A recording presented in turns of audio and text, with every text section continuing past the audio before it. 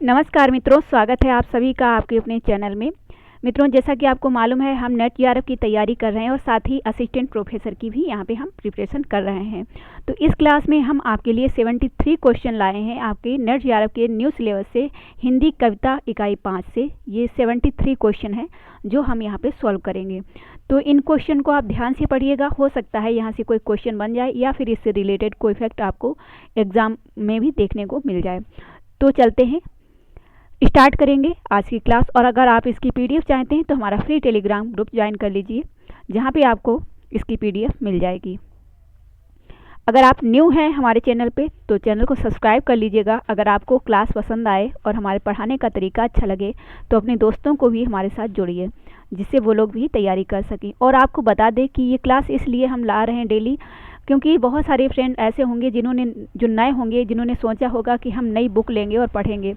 तो हो सकता है लॉकडाउन में उन्हें कोई बुक ना मिल पाई हो, तो वो लोग जो है अपनी तैयारी अच्छी ना कर पाएँ। तो आप लोग जो है अगर ज़्यादा से ज़्यादा लाइक और शेयर करके चैनल को बढ़ाएंगे आगे, तो उन लोगों तक ये क्लास पहुंच सकती है। ओके, तो चलते हैं, इसी के साथ स्टार्ट करेंगे आज की क्लास।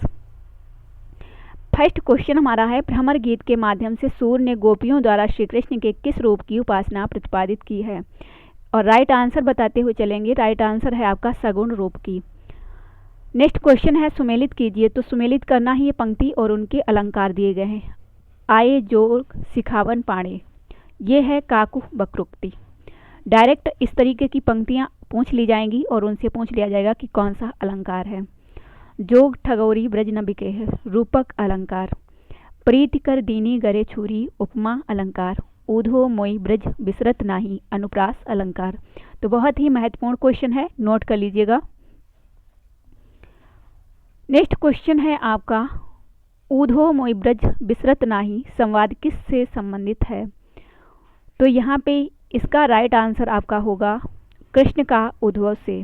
ठीक है, कृष्ण का उद्धव से। लेकिन 1 मिनट के लिए मैं क्लास रोकना चाहूँगी और आपसे बोलना चाहूँगी, अगर आप चैनल पर न्यू हैं तो आपको बता दें कि अगर आप हिंदी साहित्य से तैयारी कर रहे हैं तो हम अपने चैनल के माध्यम से डॉक्टर नगेंद्र का इतिहास पढ़ा रहे हैं, जिसकी 8 क्लास आ चुकी है। और आज मॉर्निंग में उसकी हमने 9वीं क्लास दी है। जो अब तक की क्लास ली उनका नोट्स बना के, ठीक है, उनके नोट्स प्रोवाइड कराए हैं हमने क्लास में।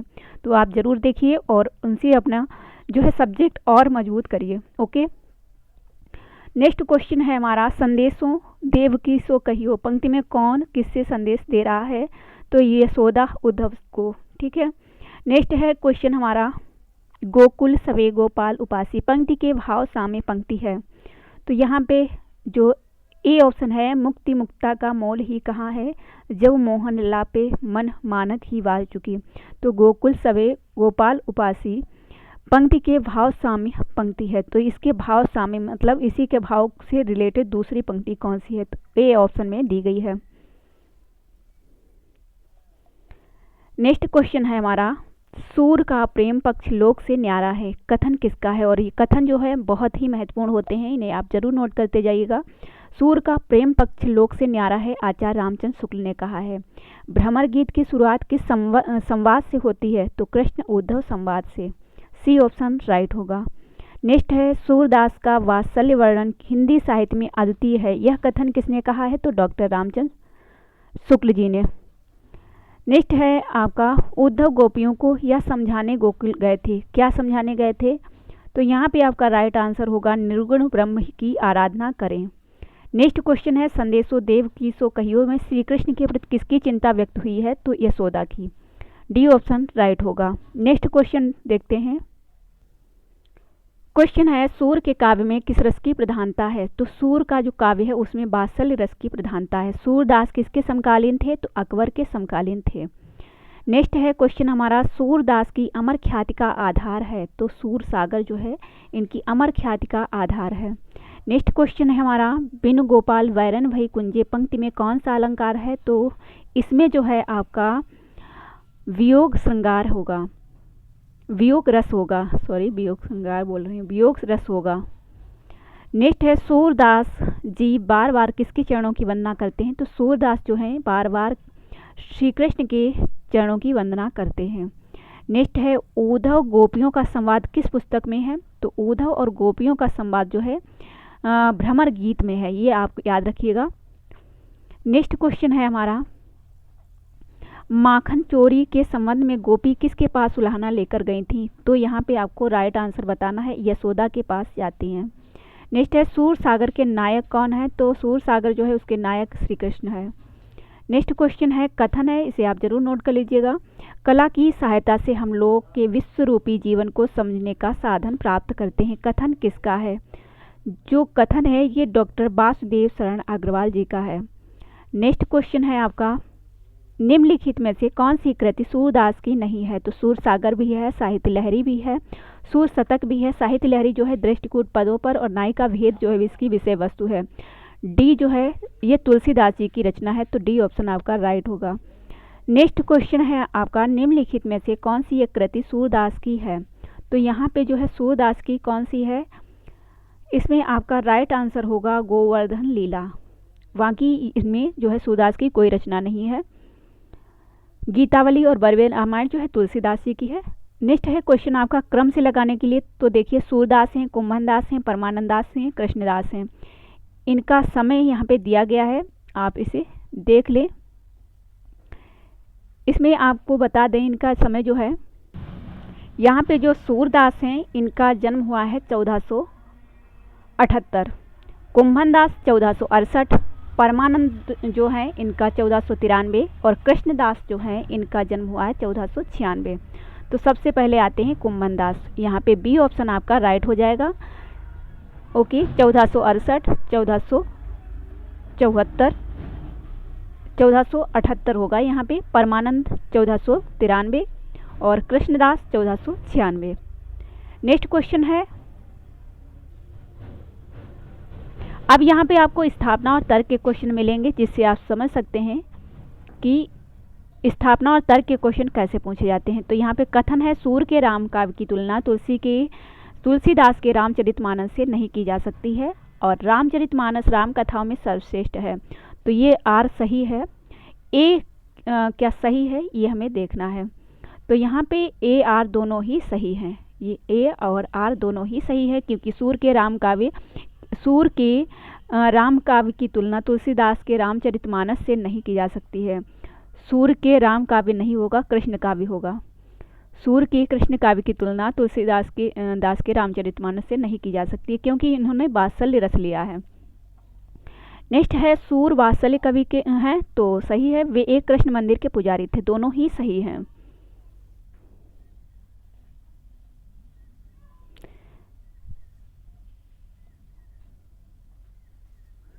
नेक्स्ट क्वेश्चन है आपका, सूरदास किस रस का कोना कोना झांक आए थे? तो वात्सल्य रस से संबंधित है ये, इसीलिए इन्हें कहा गया है कि ये वात्सल्य रस के कवि हैं।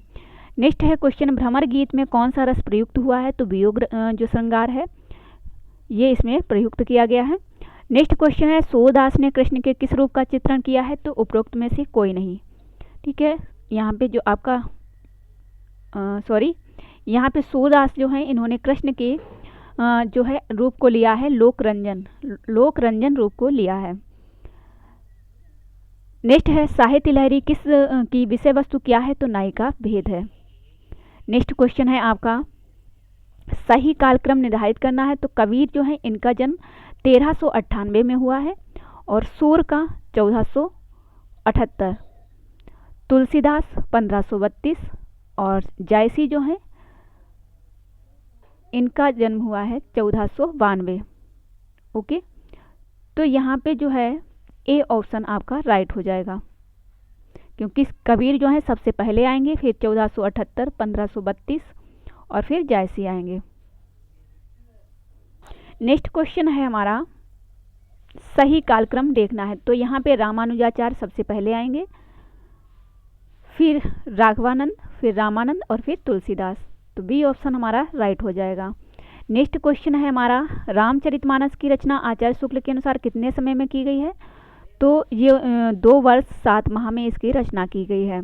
नेक्स्ट क्वेश्चन है, रामचरितमानस में कुल कितने खंड हैं, कितने कांड हैं? तो ये 7 कांडों में लिखा गया है और उत्तरकांड आपके सिलेबस में लगा हुआ है। इस पर क्लास भी हमने बनाई है, आपने नहीं देखी है तो देख लीजिएगा। नेक्स्ट है हमारा क्वेश्चन, बेमेल को चुनना मीन्स इनको मैच करना है। तुलसीदास ने कवितावली लिखी है, सूर ने साहित्य लहरी लिखी है, और जायसी ने यहाँ पे देखेंगे तुलसी जो है रामचरितमानस, सूर्य साहित्य लहरी, और जो यहाँ पे कबीर हैं इन्होंने कवितावली नहीं लिखी है, जायसी रामलला नाहचू। तो ये दोनों ही गलत हैं इसमें जो मैच किया गया है। तो यहाँ पे जो आंसर है आपका सी होगा, 3 और 4 जो है बेमेल है। नेक्स्ट क्वेश्चन है आपको सुमेलित करना है। तो साहित्य लहरी सूर ने लिखी है, बरमे रामायण तुलसीदास ने लिखी है, पद्मावत जायसी ने लिखी है, और वीजक कबीर ने लिखी है। नेक्स्ट है आपका क्वेश्चन पुष्ट मार्ग के प्रवर्तक हैं तो बल्लवाचार्य हैं। सूरसागर की भाषा है ब्रज। सूरदास के गुरु कौन थे? बल्लवाचार्य थे। शंकराचार्य शैव दर्शन से प्रभावित थे, अद्वैतवादी थे। रामानुजाचार्य, रामानंद, बल्लवाचार्य ये सभी वैष्णव धर्म से थे या वैष्णव संप्रदाय से थे, हम ये समझ सकते हैं। नेक्स्ट है रचना और रचनाकार। रामलला नाहचू तुलसीदास जी ने लिखी है, पद्मावत जायसी ने लिखी है, सूरसागर सूरदास जी ने लिखी है, वीजक कबीरदास जी ने लिखी है। नेक्स्ट क्वेश्चन है हमारा पद्मावत कितने खंडों में रचित है? तो ये 57 खंडों में लिखी गई है। और प्रथम जो खंड है इसका वह स्तुति से प्रारंभ होता है, उसमें जो देवी देवता हैं उनकी स्तुति की गई है प्रथम खंड में। कबीर को वाणी का डिक्टेटर किसने कहा है? तो आचार्य हजारी प्रसाद द्विवेदी ने वाणी का डिक्टेटर कहा है। ये बिल्कुल बेसिक से क्वेश्चन है, जो लोग हमारे साथ नए जुड़े होंगे तो उनके लिए जो है बहुत ही अच्छी क्लास होगी, उनको बेसिक से चीज़ें पता चल जाएंगी। कबीर की मृत्यु कब हुई है? तो 1518 में कबीर की मृत्यु हुई। कहाँ हुई? मगहर में। मानुष प्रेम भयो बैकुंठी पंक्ति के रचनाकार जायसी जी हैं। नेक्स्ट क्वेश्चन है, नेक्स्ट 43 क्वेश्चन है, निम्नलिखित में से कौन सी एक पंक्ति पद्मावत की है? तो यहाँ पे छार उठाए लीन एक मुट्ठी, दीन उड़ाए फिर थमी झूठी, ये पंक्ति जो है आपकी पद्मावत से ली गई है, जायसी जी की ये पंक्ति है। नेक्स्ट क्वेश्चन है, निम्नलिखित में से कौन रहस्यवादी कवि नहीं है? तो कबीर भी रहस्यवादी हैं, जायसी भी रहस्यवादी हैं, दास दयाल भी, और तुलसीदास जो है ये रहस्यवादी नहीं है। तो संतों में भी रहस्यवाद देखा जाता है, सिद्धों में भी है और नाथों में भी है। उसके बाद में छायावाद में रहस्यवाद देखा जाता है, ये आपको ध्यान रखना है। पद्मावत में नागमती किसका प्रतीक है? तो नागमती जो है किसका प्रतीक है? ये संसार का प्रतीक है। पद्मावत में अलाउद्दीन किसका प्रतीक है? तो ये माया का प्रतीक है। ये पद्मावत जो आपके सिलेबस में लगा हुआ है तो आपको ये ध्यान रखना है। पद्मावत जो है इसका समय है 1540। जायसी ने पद्मावत लिखा, उस समय दिल्ली पर किसका शासन था? तो शेरशाह का था। बहुत ही महत्वपूर्ण क्वेश्चन है। नेक्स्ट क्वेश्चन है आपका कामायनी किसकी कृति है? तो जयशंकर प्रसाद की है। नेक्स्ट क्वेश्चन है आपका कामायनी का रचना काल है 1532, कुछ जगह 36 लिखा है। कामायनी में कुल कितने सर्ग हैं? तो 15 सर्ग है। चिंता से शुरुआत होती है और जो आनंद है और 15वां सर्ग है। श्रद्धा कामायनी का कौन सा सर्ग है? तो श्रद्धा जो चिंता, आशा और श्रद्धा, यहाँ पे जो है तीसरा सर्ग है श्रद्धा, 5वां है वासना, चौथा है काम और छठा है लज्जा। इड़ा कामायनी का कौन सा सर्ग है? तो 9वां सर्ग है। कामायनी की नायिका कौन है? तो श्रद्धा जो है कामायनी की नायिका है। कामायनी आपके जो है सिलेबस में लगी हुई है। श्रद्धा किसका प्रतीक है? श्रद्धा जो है हृदय का प्रतीक है और बुद्धि का इड़ा, मन का मनु।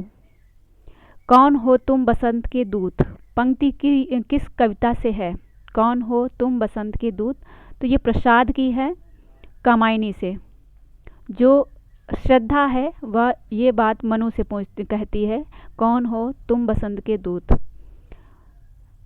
रामचरितमानस में अंतिम कांड कौन सा है? तो उत्तरकांड जो है अंतिम कांड है, 7वां कांड है रामचरितमानस में अंतिम कांड उत्तरकांड है, जो आपके सिलेबस में लगा हुआ है। नेक्स्ट क्वेश्चन है, बरवे रामायण के रचयिता हैं तुलसीदास जी। तुलसीदास किस दार्शनिक मत से जुड़े हुए थे? तो तुलसीदास जो है विशिष्टाद्वैतवाद से संबंधित है और द्वैतवाद या शुद्धाद्वैत ये भी वैष्णव संप्रदाय से संबंध रखते हैं। अद्वैतवाद जो है शैव दर्शन से संबंध रखता है। नेक्स्ट क्वेश्चन देखेंगे, रामचरितमानस का प्रारंभ तुलसीदास ने कहाँ से किया है? तो रामचरितमानस जो है इसका प्रारंभ किया गया है अयोध्या से। बहुत ही महत्वपूर्ण क्वेश्चन है। तुलसीदास की भक्ति किस प्रकार की है? तो इन्होंने दास्य भाव की भक्ति रखी है। माधुर्य भाव मीराबाई का है। रामचरितमानस की रचना कब शुरू की गई? तो 1575 ईस्वी और 1631 संवत आपको याद रखना है। पद्मावत की रचना कब हुई है? 1540 में।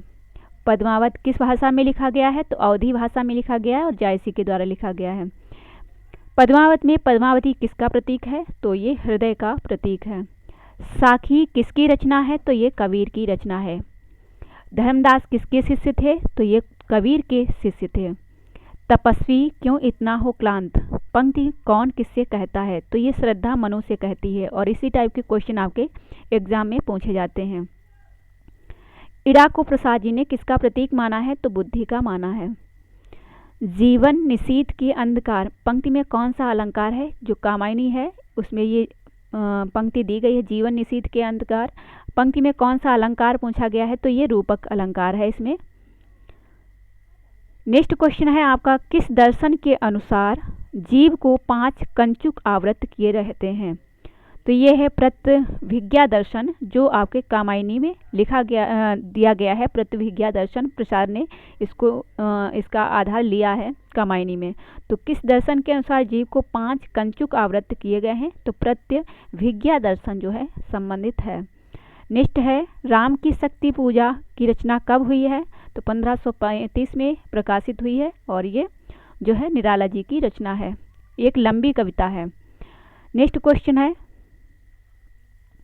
राम की शक्ति पूजा कविता निराला के किस काव्य संग्रह से ली गई है? तो राम की शक्ति पूजा जो है आपके अनामिका में संकलित है। ये आपको याद रखना है। राम की शक्ति पूजा कविता निराला के किस काव्य संग्रह से ली गई है? तो ये अनामिका से ली गई है। नेक्स्ट और लास्ट क्वेश्चन है आज का, राम की शक्ति पूजा में मुख्यतः किस रस का प्रयोग किया गया है?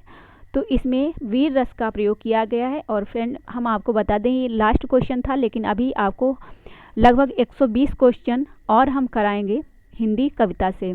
तो हमें बताइएगा आपको क्लास कैसी लगी, और पसंद आए तो लाइक करिए और अपने दोस्तों को भी जोड़िए हमारे साथ।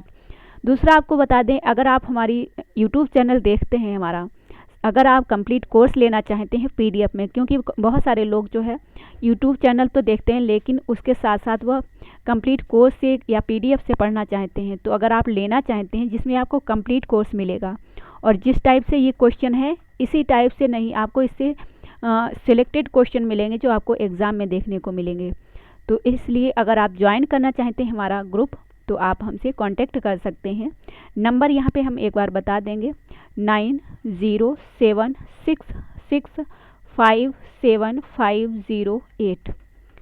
अगर आप कंप्लीट कोर्स लेना चाहते हैं और प्रैक्टिस सेट लेना चाहते हैं तो आप इस पर कांटेक्ट कर सकते हैं। आपको व्हाट्सएप ग्रुप से सारी चीज़ें उपलब्ध हो जाएंगी, जो पीडीएफ होंगे, नोट्स होंगे, वो आपको मिल जाएंगे। ओके, तो सारी प्रोसेस आपको वहीं पे बता दी जाएगी। अगर आप जुड़ना चाहते हैं तो जुड़ सकते हैं हमारे साथ और अच्छी तैयारी करके अपने एग्ज़ाम को क्वालिफाई कर सकते हैं। मित्रों, आपसे कहना चाहूँगी डेली 20 क्वेश्चन जो हम दोपहर में लेके आते हैं, तो आप लोग भी उसमें भाग लीजिए और अपना स्कोर शेयर करिए, जिससे हमें भी अच्छा लगेगा और आपका सब्जेक्ट भी मजबूत होगा, जिसमें हम सिलेक्टेड क्वेश्चन लेके आते हैं।